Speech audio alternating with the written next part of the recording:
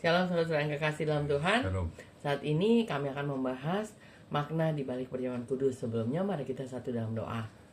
Bapa kami yang di surga, kami ucap syukur Tuhan, Kau selalu bersama-sama kami. Kau juga selalu menyertai hidup kami. Kau selalu mengurapi kami. Kami datang ke tata kasih karunia-Mu Tuhan untuk belajar tentang tujuan kami melakukan perjamuan kudus. Urapi hamba-Mu Tuhan yang terbatas ini Tuhan, mampukan dengan kuasa Roh Kudus-Mu. Kami mohon Tuhan surga terbuka untuk kami juga menyatakan apa yang menjadi isi hati-Mu Tuhan dalam firman-Mu.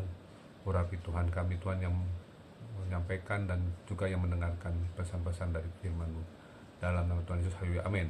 Amin. Kita akan membahas hari ini tentang tujuan melakukan perjamuan kudus. Kita buka di 1 Korintus 11 ayat 26-27.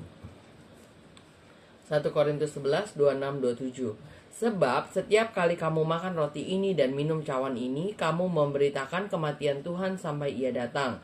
Jadi barang siapa dengan cara yang tidak layak makan roti atau minum cawan Tuhan, ia berdosa terhadap tubuh dan darah Tuhan. Nah, banyak orang Kristen melakukan perjamuan kudus tapi tujuannya tidak sesuai dengan apa yang kita baca firman Tuhan hari ini. Ya. Tadi kita bacakan di 1 Korintus 11 ayat 26. Sebab setiap kali kamu makan roti ini dan minum cawan ini, maksudnya makan tubuh Kristus dan minum darah Kristus, kamu memberitakan kematian Tuhan sampai ia datang. Apakah kita sudah memberitakan kematian Tuhan sampai Tuhan Yesus akan datang? Kan Tuhan Yesus memang akan datang, second coming. Tapi apakah setiap kali kita makan tubuh Kristus dan minum darah Kristus, kita memberitakan kematian Tuhan? Apa cuma sekedar rutinitas? Atau sekedar cuman untuk membuat kita ikut-ikutan atau untuk mengejar berkat Tuhan? Nah, ini dia maknanya kita untuk belajar pada hari ini adalah memberitakan kematian Tuhan sampai ia datang. Kenapa harus kita beritakan kematian Tuhan? Karena kematian Tuhan di kayu salib itu memberikan berkat yang sesungguhnya kepada kita. Jadi kalau ditanya berkat terbesar dalam hidup orang Kristen adalah kematian Tuhan. Ya, keselamatan, bicara keselamatan, pengampunan dosa, bicara kesembuhan, bicara kita dibebaskan dari kutuk-kutuk kematian di dalam kematian kekal di neraka. Ya.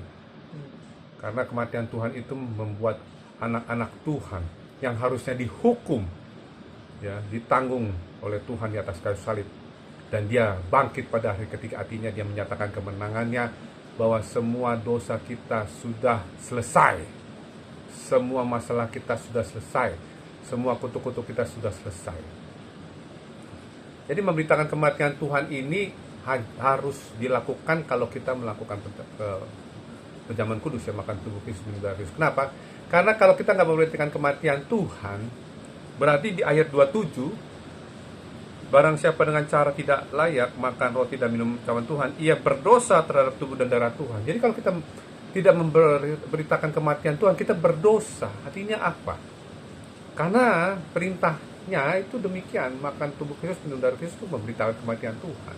Kepada semua orang, bukan hanya umat anak-anak Tuhan saja, tapi semua orang yang belum mengenal Tuhan, bahwa ada Tuhan yang menciptakan langit bumi, namanya Tuhan Yesus, yang menyelamatkan semua umat manusia, maksudnya semua umat di seluruh bumi ini. Dengan cara apa? Kematiannya di atas kayu salib. Makanya salib Kristus itu harus kita beritakan selama-lamanya. Ya. Ini bukti bahwa kalau kita melakukan firman Tuhan, ya, melakukan apa yang Tuhan suruh ini, yang memberitakan kematian Tuhan, Tuhan itu akan turut bekerja dalam segala sesuatu. Artinya Tuhan bekerja dalam apa yang kita lakukan memberitakan kematian Tuhan itu. Coba kita buka di Roma 8:28. Roma 8:28 ini bicara tentang ayat yang sangat terkenal. Tolong bacakan Roma 8:28. Roma 8 ayat 28. Kita tahu sekarang bahwa Allah turut bekerja dalam segala sesuatu untuk mendatangkan kebaikan bagi mereka yang mengasihi Dia, yaitu bagi mereka yang terpanggil sesuai dengan rencana Allah. Yaitu panggilan kita. Jadi rencana Allah kepada kita itu panggilannya adalah memberitakan kematian Tuhan. Kita dipanggil bukan untuk ya cuman menikmati kematian Tuhan itu bagi diri kita sendiri. Kita sudah dihapus dosa kita, diampuni, disembuhkan dan sebagainya. Tapi kematian Tuhan itu harus diberitakan. Kenapa? Supaya mereka merasakan bahwa mereka ini adalah orang-orang yang ditebus oleh Tuhan. Banyak orang-orang sekarang tidak tahu bagaimana caranya lepas dari ikatan dosa dan kutuk. Bagaimana caranya bebas dari segala intimidasi dosa, kuasa-kuasa, kutuk-kutuk yang berhubungan ketidakberhasilan, kutuk-kutuk kekurangan, kemiskinan dan sebagainya. Artinya apa? Sekarang ayo, kalau kita memang makan tubuh Kristus dan darah Kristus setiap hari, kita memberitakan kematian Tuhan. Artinya itu adalah memberitakan kematian Tuhan supaya kita melakukan amanat agung juga di Matius 28, 15-20. Kalau kita memberitakan kematian Tuhan, itu artinya menjadikan mereka semua bangsa menjadi muridnya Tuhan. Amin. Mari kita satu dalam doa. Bapa kami di surga, terima kasih Tuhan, Kau sungguh baik-baik kami. Kami sadar Tuhan bahwa kami melakukan makan tubuh Kristus dan minum darah Kristus. Kami senantiasa Tuhan tidak sadar bahwa ada firman Tuhan kalau kami makan tubuh Kristus, minum darah Kristus harus memberitakan kematian Tuhan sampai Engkau datang, Tuhan. Kami mohon ampun Tuhan kalau kami belum memberitakan kematian Tuhan.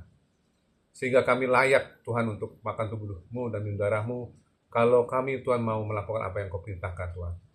Urapi kami Roh Kudus supaya kami memberitakan kematian Tuhan sampai Kau datang, bahwa kematian Tuhan tujuannya untuk menyelesaikan apa yang menjadi beban hidup manusia. Sehingga manusia bersukacita dan terus mengucap syukur karena apa yang Tuhan berikan itu semuanya baik adanya.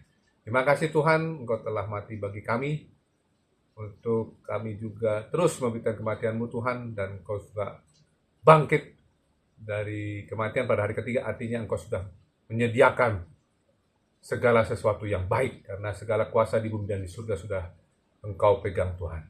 Terima kasih Tuhan, biarlah nama-Mu terus Tuhan, jadi nama-Mu indah di muka bumi ini, nama-Mu dahsyat ajaib, dan nama-Mu Tuhan ditinggikan, dimuliakan di muka bumi ini, dan semua bangsa akan memuliakan nama-Mu.